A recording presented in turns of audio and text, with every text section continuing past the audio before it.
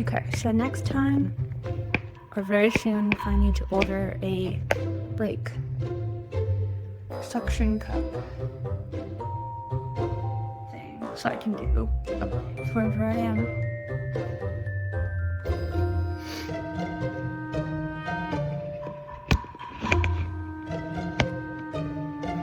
This might work for now because I'm putting on my SPF with, honestly, I don't care if it's makeup, but all I have with SPF right now is my makeup.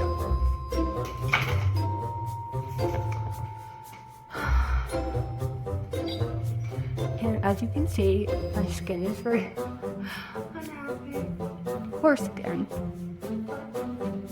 What's going on in Burkina? It's too much to bear.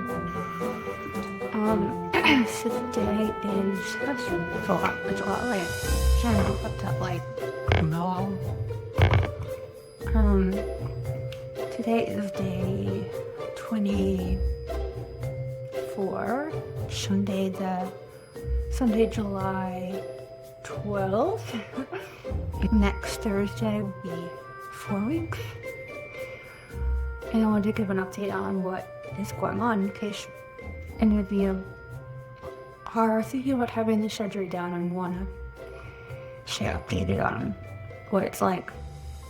So for me, I am struggling with a couple things right now. My number one challenge right now, and I'm hoping it'll get better in the next few weeks, but I have no idea how long it's going to be a challenge. It could be months, but c'est la vie on, our band.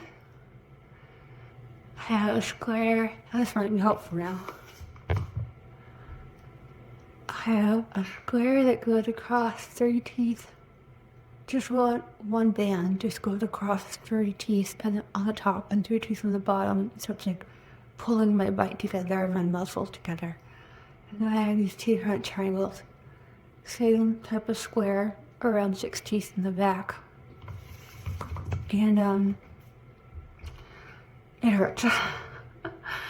Not like in the way that the pain was after the surgery. This is now, we've moved into the muscular jaw orientation phase, which is also quite painful and difficult.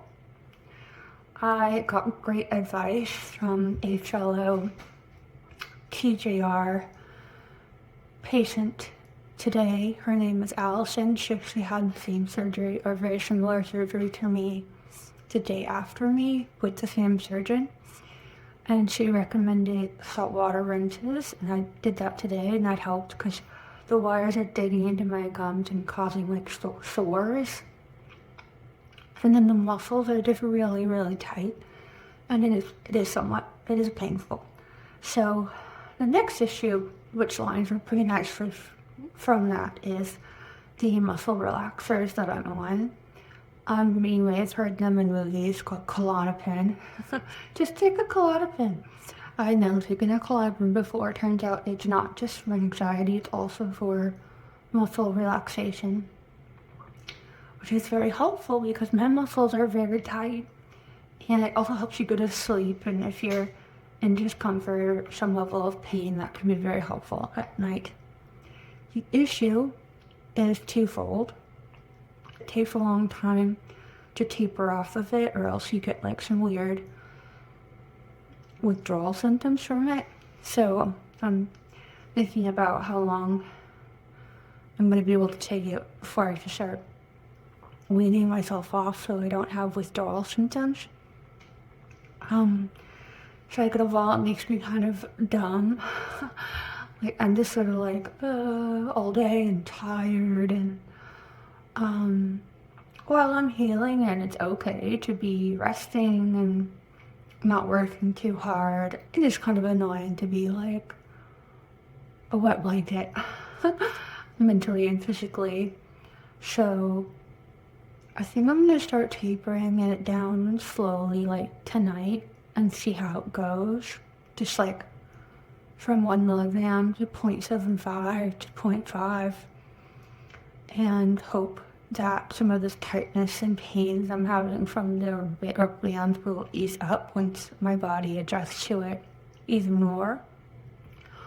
Also, I'm starting physical therapy on Thursday for my jaw. So we'll be doing some exercises and maybe even just releasing muscles, maybe even neck muscles that are tight, just to help me relax, to help my new structure become solid, but in a way that's less painful for me. So the reason why I realized this, I wasn't sure what the bands were about. The reason why I have to wear the bands and why they're so strong and they kind of hurt is you've got this whole new jaw joint hinge in here. It's totally foreign.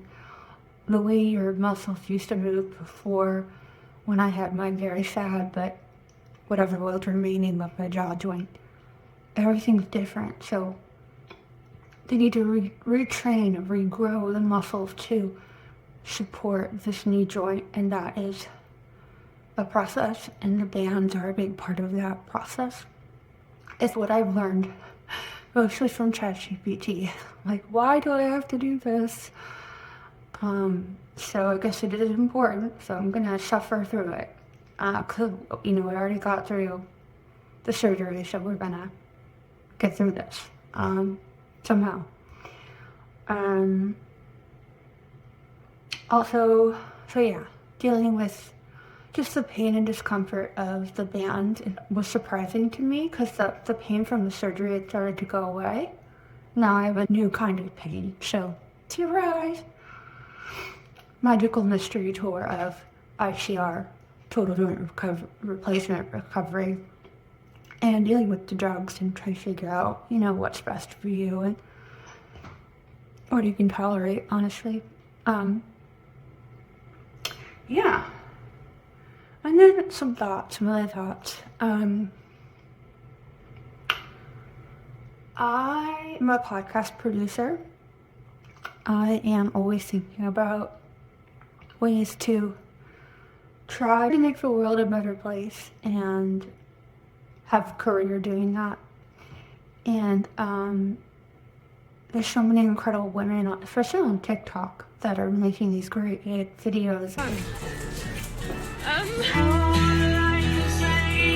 Their experience with the same surgery I had, and some of them are way funnier and cooler than mine, and I don't have the energy to make those sorts of really thoughtful, funny TikTok videos right now, maybe later, but I can vlog, and I'm more into the long format anyway, so just putting it out there.